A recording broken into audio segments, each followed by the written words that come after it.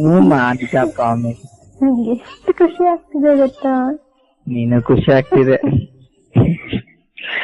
ನೀನ್ ಪ್ರಪೋಸ್ ಮಾಡ್ದಾಗ ನನಗೆ ಆಶ್ಚರ್ಯ ಆಯ್ತು, ನೀನ್ ನನಗ್ ಪ್ರಪೋಸ್ ಮಾಡ್ದೆ ಅಂತ.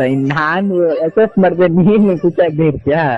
ನಂಗೆ ತುಂಬಾ ಖುಷಿ ಆಗ್ತಿದೆ, ತುಂಬಾ ಅಂದ್ರೆ ತುಂಬಾ ಖುಷಿ ಆಗ್ತಿದೆ. ಅಯ್ಯಯ್ಯೋ. ನನ್ ಎಷ್ಟು ಭಯ ಪಟ್ಟಿದ್ದೆ ಗೊತ್ತಾ, ನೀವೇನು ಹೇಳ್ತೀರಿ, ಅಕಸ್ಮಾತ್ ರಿಜೆಕ್ಟ್ ಮಾಡಿದ್ರೆ ಏನ್ ಮಾಡೋದು, ಒಪ್ಕೋತಾರ ಅಂತ ತಲೆಯಲ್ಲಿ ಏನೇನೋ ಓಡ್ತಾ ಇತ್ತು. ವೆಲ್ಕಮ್ ಹೇಳೋ ಸೀನ್ ಇಲ್ಲ. ಏನ್ ಗೊತ್ತಾ, ನೀವು ಚೆನ್ನಾಗಿ ನೋಡ್ಕೊಳ್ತೀನಿ ಅಂತ ಹೇಳಿದ್ರಿ, ಹೊಸದಾಗಂತಲೇ ಕಾಯ್ತೀನಿ ಅಂತ ಹೇಳಿದ್ರಿ, ಅವಾಗ ಇಷ್ಟ ಆಯ್ತು, ಇನ್ನೇನಿಲ್ಲ. ನಾನಿನ್ನ ತುಂಬಾ ಚೆನ್ನಾಗಿ ನೋಡ್ಕೊತೀನಿ.